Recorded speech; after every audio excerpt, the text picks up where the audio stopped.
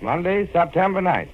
London has gone through the worst air raid of the war. Fires and great property damages reported. The air raid lasted for 9.5 hours until early this morning. But in the later hours of the day, activity has fallen off. The government is taking stock of the damage caused and admits that considerable damage has been caused. There is no official statement on the number of casualties, but it was believed they were less than the 400 persons killed and 1,400 others injured Saturday. Meanwhile, in Berlin, newspapers said the British had bombed the great port of Hamburg. There was no mention of the amount of damage caused. Now the news reported direct from the British capital by Larry Lasser. Go ahead, London. This is London, a London to which the howl of the all clear came this morning like a benediction. It was the most cheering sound 8.25 million people had ever heard. Because for almost 10 hours last night, the heart of London shook with the thunder of high explosive bombs. It was the longest and by far the most severe air raid that London has yet known. All night long, beginning at blackout time, that's the time when you're supposed to draw the blackout curtains, that swastika shuttle service was at work. 4 or 5 at a time, the German planes came over in relays from nearby France, dumping their high explosives from one end of London to the other. It was not until dawn this morning that the sky was clear of German planes, those slow, heavy-type German bombers, which would be helpless in the light of day against fast British fighters. Virtually everyone was underground last night, as bombs of the heaviest caliber made the landmarks of old London tremble. 2 London hospitals were hit, as were 2 famous museums, one of them a private museum, which has fascinated many an American tourist. Many new fires were started, especially near the blackened ruins on the East End, where yesterday's fire scars still smoldered. Observers are sure that this second night of Hitler's air blitzkrieg was more intense than that of the previous night, in which more than 400 persons died. But it is hoped that casualties were not so high last night. 5 nurses are still missing this morning after the bombing of a famous hospital in central London. A bomb fell close to a famous newspaper building. The heaviest effect of the raid did not take place until after 3 o'clock this morning, when a number of the German planes began dive bombing, and the whistling of their bombs could be heard long before the rolling thunder of the explosions. Everything possible is being done this morning to get people to work, despite the bomb damage to transport services. Many people are still standing around famous London railway stations awaiting their trains, which have been held up by bomb damage along the line. The German planes used the great red glow of the fire in Dockland as their starting point in what seemed an effort to set all London afire. To many, it seemed as though they were making their bombing runs up and down systematically, like men plowing a field. England's first refugees trudged the city streets before dawn this morning, a ragged, sleepless army of East End workers whose homes had been smashed. They pushed before them the inevitable cheap baby carriage, often loaded with belongings and 1 or 2 children. Many of them carried the best part of their homes on their backs, those little homes for which they paid a rent about $2 a week.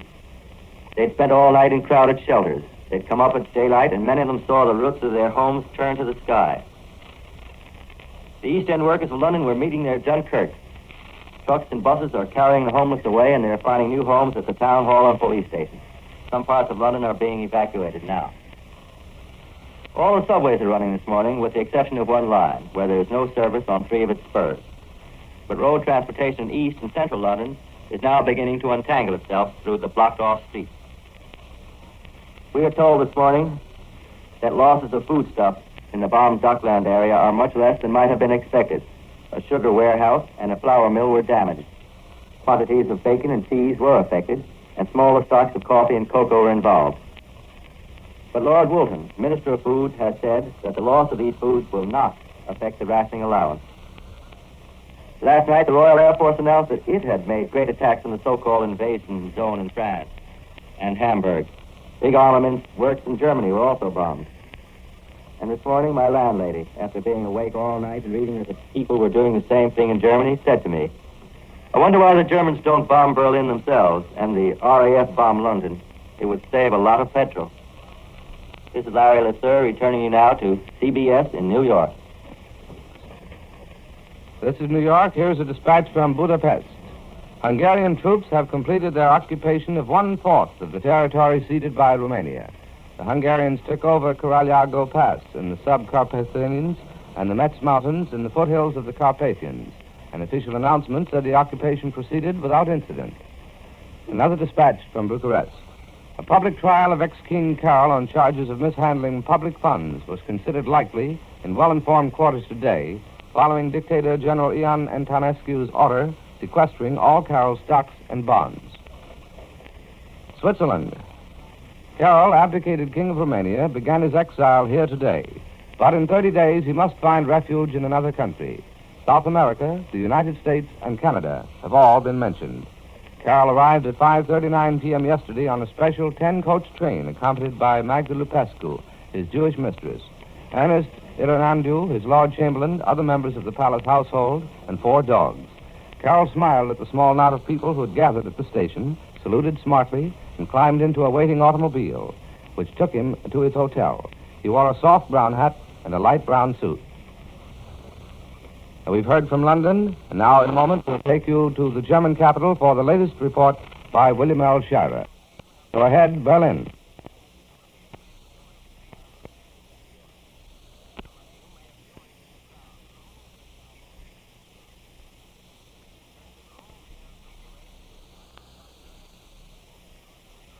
Columbia in New York, calling William L. Shirer in Berlin. Go ahead, Berlin.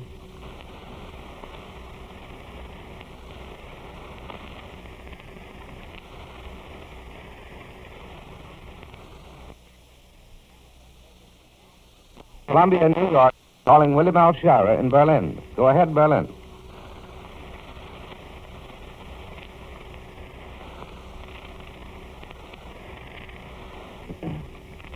Ladies and gentlemen, due to transmission difficulties, as yet we've been unable to contact our Berlin correspondent. In the interim, we bring you the latest news from Berlin, received at Columbia's newsroom in New York. German airplane fleets returned to the attack on London today, a Nazi spokesman said, after a night in which they had rained thousands of bombs on the city without interruption in what Field Marshal Hermann Goering, Air Force Chief, proclaimed the historic hour in which, for the first time, the German Luftwaffe strikes at the heart of the enemy. The Türkische Beobachter, Nazi Party official newspaper organ, headlined, "Terrible Blow Against England." It was asserted by the official news agency that in their newest bombings, German planes had damaged harbor works and factories and other military goals, striking especially at the East End industrial district. Though the German planes did great damage, Nazi spokesman said their attack during the night did not equal in scale that of the night before, which was called the greatest air attack of the entire war. It was explained that the raid of Saturday night and Sunday morning was truly mass attack, involving formations of 100 and more planes each, but that raids of the Saturday night and this morning were made by isolated members or small formations.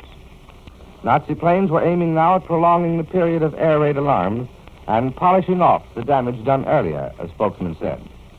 It was asserted that German plane losses were negligible because British defenses had been seriously lamed by previous attacks. The balloon barrage, it was said, seemed to have missed fire completely as a means of defense. Goering, the Air Force chief, revealed at a headquarters in northern France last night that he had assumed personal command of the attack on Britain. I want to take this opportunity to say a few words at the historic moment when, after all the British provocatory attacks on Berlin, the Führer has decided to order reprisal blows on the British capital, he said during a radio newscast. I have personally assumed command of these victorious German flyers who for the first time are attacking London in broad daylight. Accompanied by brave fighter comrades, they will continue to carry orders to full execution. After a morning raid on London yesterday, a jubilant Nazi had said, after our Air Force yesterday and this morning demonstrated the ability to drop any number of bombs of all calibers on precisely chosen objectives without material interference by the British Air Force, it has become obvious that we have won mastery of the air over the capital of the British Empire. In last night's raids, it was said the German bombing planes found targets easy to find because of the fires still smoldering from previous raids. These fires, it was said, were enlarged. German planes flew low and attacked and destroyed numerous British anti-aircraft gun emplacements, spokesman said, as well as searchlight batteries. Woolwich Arsenal was attacked and appreciably damaged, it was asserted, and a powder magazine, railroad station, and some factories destroyed. Some German planes flew over London at great height to take photographs. Now Columbia takes you back across the ocean to the Italian capital for the report of Cecil Brown. Go ahead, Rome.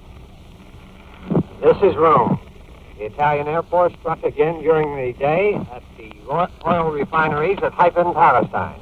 And by night, the fascist bombers raided the British naval base at Alexandria. These two air raids were announced by the Italian High Command an hour ago. The bulletin reports the British were surprised by the raid on Haifa, and the ground defenses had no time to go into action.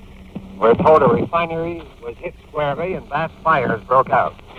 At Alexandria, the High Command says, ships in the harbor and dockyard facilities were bombed.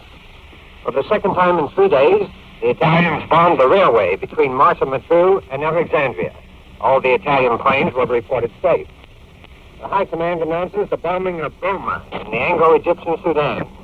The railway station and oil dumps were bombed at Port Sudan on the Red Sea. British bombers raided Mogadiscio in Italian Somaliland, Massawa in Eritrea, and Berber in the former colony of British Somaliland.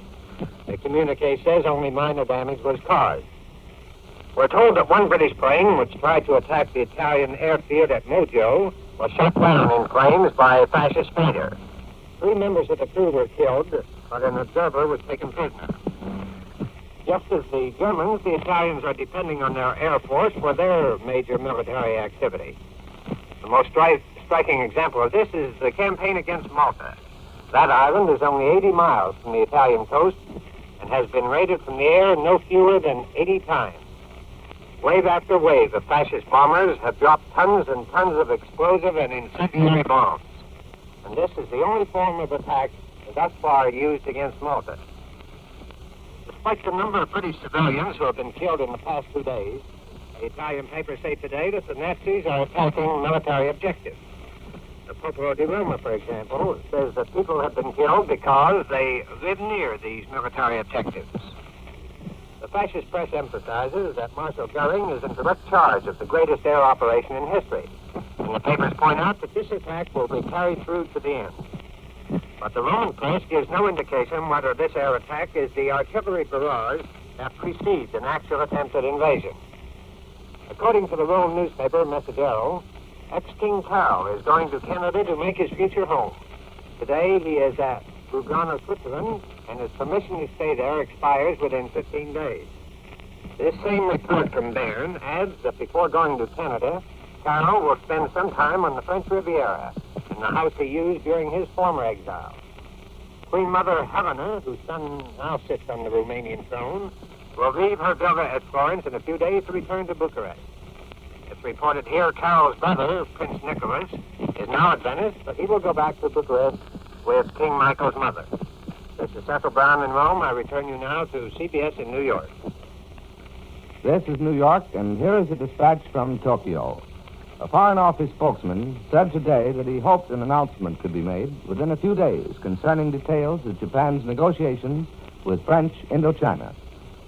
I believe 2 main points already have been worked out, he said, when asked about the negotiations at Hanoi, where the Japanese are seeking military and economic advantages. The newspaper Asahi today interpreted dispatches from Washington, D.C., concerning possibility of a total United States ban on scrap iron and gasoline exports as a possible first and immediate measure of trade pressure on Japan resulting from the United States military alliance with Britain in regards to Europe, the Pacific, and China. The newspaper said that the United States' recent, less disguised concern over Indochina presages such action, and the Japanese government is carefully watching the final United States attitude in this connection. And with this news from Tokyo, Columbia concludes another regular morning report of European developments, which comes to you each morning at this time and each evening at 6:45 Eastern Daylight Saving Time. This morning we heard the latest reports from London by Larry Lasser, from Berlin by William L. Schara, and from Rome by Cecil Brown. Larry Elliott speaking. This is the Columbia Broadcasting System.